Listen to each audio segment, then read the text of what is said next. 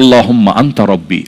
কত মধুময়, কত অর্থবহ, কত ঈমান জাগানিয়া, কত আপনার ঈমানের স্বাদ জাগ্রত করার মতো একটা দোয়া। আল্লাহুম্মা আনতা রব্বি, আল্লাহ আপনি আমার রব, আপনি আমার পালনকর্তা। আল্লাহুম্মা আনতা রব্বি লা ইলাহা ইল্লা আনতা, আপনি ছাড়া সত্যিকারের কোনো মাবুদ নেই। ওয়া আনা আবদুক ওয়া আনা আলা আহদিকা ওয়া ওয়া'দিকা মাস্তাতা'তু, আমি আপনার গোলাম, আপনার সঙ্গে আমার ওয়াদা রক্ষা করার আমি চেষ্টা করি, মাস্তাতা'তু, যতটুকু সম্ভব হয়। আউযু বিকা মিন শাররি মা সানাত, আল্লাহ যে অপকর্ম আমি করে ফেলেছি, যে গুনাহ আমি করে ফেলেছি, এই গুনাহের যে ক্ষতি, এটা থেকে আমি আপনার কাছে পানা চাই, আমাকে যেন জাহান্নাম গ্রাস না করে, এই গুনাহের ফলে দুনিয়া যেন আমার ক্ষতি না করে।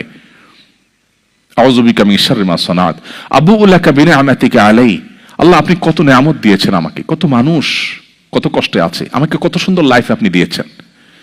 ওয়া আবুউ লাকা বিযামবি, এত ভালো লাইফ দেওয়ার পরও আমি আপনার নাফরমানি করেছি, সেটাও আমি স্বীকার করি।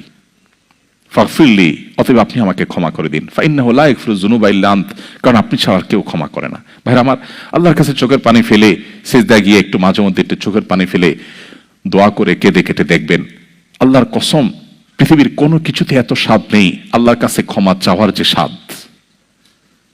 কারো কাছে ক্ষমা চাইলে ভালো লাগে না।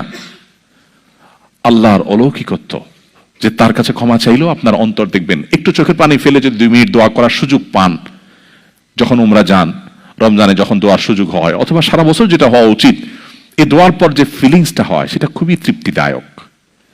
একটু চোখের পানি ফেলার পর, একটু দোয়া করার পর অসম্ভব ভালো লাগা কাজ করে, যেটা পৃথিবীতে অন্য কোথাও হয় না। কারো ভয় কাঁদলে আপনার ভালো লাগবে না, বাট আল্লাহর ভয় কাঁদার পর আপনার ভালো লাগা কাজ করবে। সো এই প্র্যাকটিস আমাদের হওয়া উচিত নিয়মিত। আল্লাহ আমাদের তৌফিক দান করুন।